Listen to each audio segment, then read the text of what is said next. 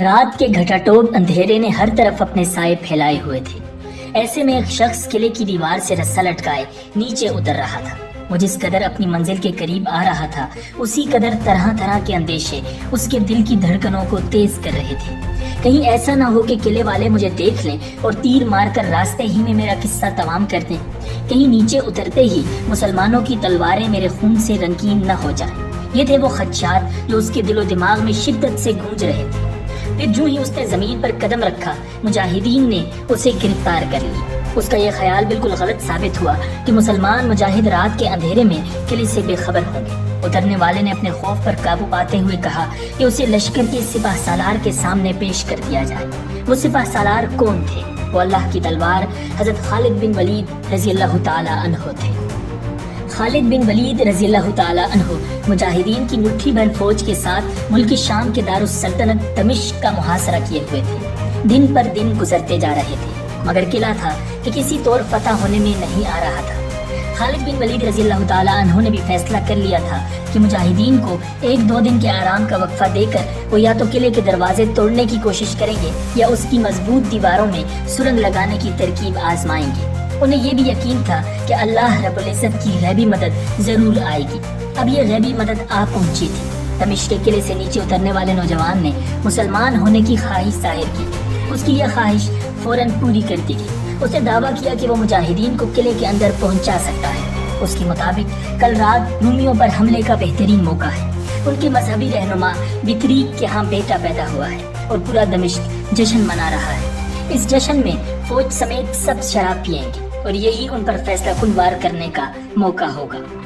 اگلی رات خالد بن ولید رضی اللہ تعالی عنہ ایک بہت بڑا خطرہ مول لے رہے تھے۔ نہ انہوں نے حضرت ابو عبیدہ بن جراح رضی اللہ تعالی عنہ اور دوسرے ماتحت سالاروں کو اپنے اس منصوبے سے آگاہ کیا تھا اور نہ ہی وہ کوئی زیادہ فوج اپنے ہمراہ لے جا رہے تھے۔ وہ یہ کام انتہائی رازداری سے کرنا چاہتے تھے۔ صرف 100 مجاہد جنگجوؤں کو قلعے پر شبخون مارنے کے لیے منتخب کیا گیا۔ سب سے پہلے خالد بن ولید رضی اللہ تعالی عنہ، پھر مسلمان ہونے والا عیسائی نوجوان یونس بن مرکز اور آخر میں 100 مجاہد کمندوں کے ذریعے سے مشرقی دروازے کی طرف سے قلعے کے اندر داخل ہو گئے۔ انتہائی خطرے کا مرحلہ قریب آ چکا تھا۔ جو ہی وہ دیوار سے اترے، انہیں رومی فوجیوں کی باتیں سنائی دی۔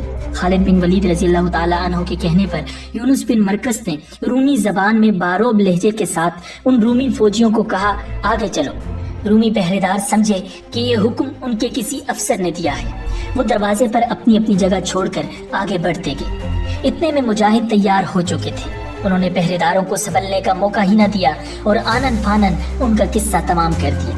راہ میں آنے والے ہر رومی پہرے دار سے یہی سلوک کیا گیا اور آخرکار بہت سی زنجیروں اور بھاری بھرکم تالوں سے بند دروازہ کھول دیا گیا۔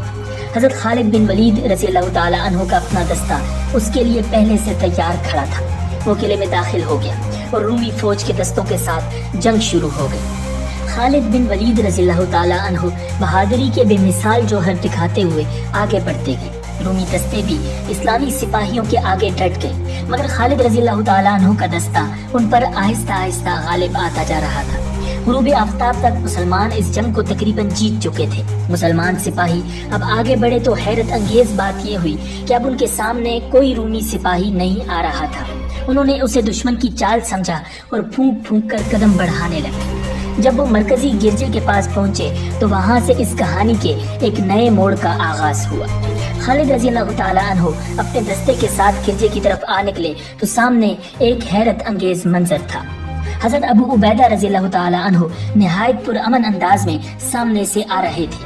ان سب کی تلواریں نیام میں تھیں اور رومی سپہ سالار توما اور اس کے خاص آدمی ان کے ساتھ تھے۔ اے پروردگار، یہ میں کیا دیکھ رہا ہوں؟ خالد رضی اللہ تعالی عنہ کے خیالات اس وقت یقیناً یہی ہوں گے۔ دونوں نامور سپہ سالار خاصی دیر تک ایک دوسرے کو حیرت سے دیکھتے رہے۔ آخر ابو عبیدہ رضی اللہ تعالی عنہ نے سکوت توڑا اور بولے، ابو سلیمان، کیا تم اللہ کا شکر ادا نہیں کرو گے کہ اس کی ذات نے یہ شہر ہمیں بغیر لڑے عنایت کر دیا ہے؟ خالد رضی اللہ تعالی عنہ نے کہا، کس صلح کی بات کرتے ہیں ابو عبیدہ؟ کیا آپ دیکھ نہیں رہے کہ میں نے لڑ کر یہ شہر حاصل کیا ہے؟ اللہ کی قسم، میں خود شہر میں داخل ہوا ہوں۔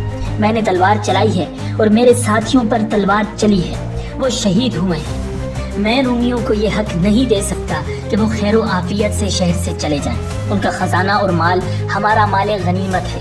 میں نہیں سمجھ سکا یہ صلح کس نے اور کیوں کی ہے۔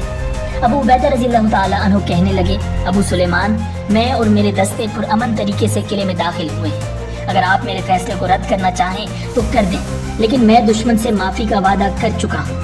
اگر یہ وعدہ پورا نہ ہوا تو رومی کہیں گے کہ مسلمان اپنے وعدوں کی پاسداری نہیں کرتے، اس کی عزت اسلام ہی پر پڑے گی۔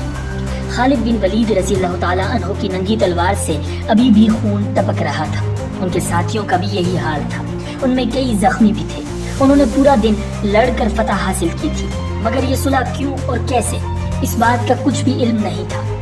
پھر خالد رضی اللہ تعالیٰ عنہ اور ان کے ساتھی ساری سازش سمجھ گئے، وہ یہ کہ خالد رضی اللہ تعالیٰ عنہ کے حملے کی خبر رومیوں کو بروقت ہو گئی، اور وہ یہ جان گئے کہ ان کی مدہوش اور شراب کے نشے میں دھت فوج مسلمانوں کا مقابلہ نہیں کر سکے گی۔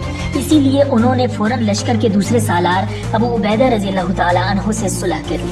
ابو عبیدہ رضی اللہ تعالیٰ عنہ چونکہ خالد رضی اللہ تعالیٰ عنہ کے شب خون سے ناواقف تھے اور قلعے کے طویل محاصرے سے پریشان بھی تھے، اسی لیے انہوں نے صلح کے معاہدے پر دستخط کر دی اور رومیوں کو امان دے دی۔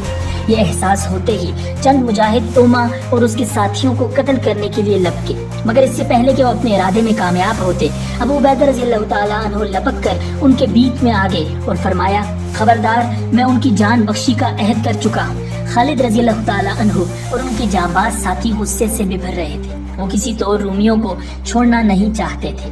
انہوں نے اس قلعے کو نہایت خطرناک مراحل سے گزر کر حاصل کیا تھا، اب وہ اپنی کامیابی کو یوں سازش کی نظر ہوتا دیکھ کر صبر نہیں کر پا رہے تھے۔ اب ایک طرف عہد کی پاسداری کا معاملہ تھا اور دوسری طرف مجاہدوں کی قربانیاں۔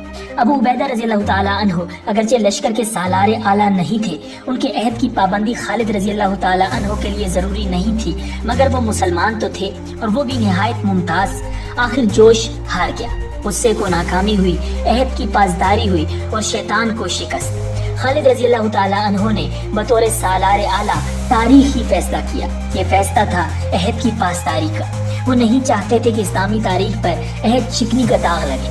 پھر جب رومی اپنا مال و دولت، اپنی جانیں، سب کچھ بچا کر لے جا رہے تھے تو خالد رضی اللہ تعالیٰ عنہ اور ان کے ساتھی دل پر پتھر رکھ کر انہیں جاتا دیکھ رہے تھے۔ وہ جانتے تھے کہ یہی رومی اسی اسلحے اور اسی مال کے ساتھ کسی دوسری جگہ ان کے ساتھ جنگ لڑیں گے، لیکن وہ یہ بھی جانتے تھے کہ انہوں نے اسلام کے سچے اور بااصول مجاہدین ہونے کا انمٹ ثبوت دے دیا ہے، عہد کی پاسداری کی اسلامی روایت کو برقرار رکھا ہے، اور یہ ان کی نہایت عظیم کامیابی تھی، کبھی نہ بھولنے والی کامیابی۔ ناظرین، امید ہے کہ آپ کو یہ ویڈیو پسند آئی ہوگی۔ ملتے ہیں بہت جلد ایک نئی ویڈیو کے ساتھ۔ اللہ نگہبان۔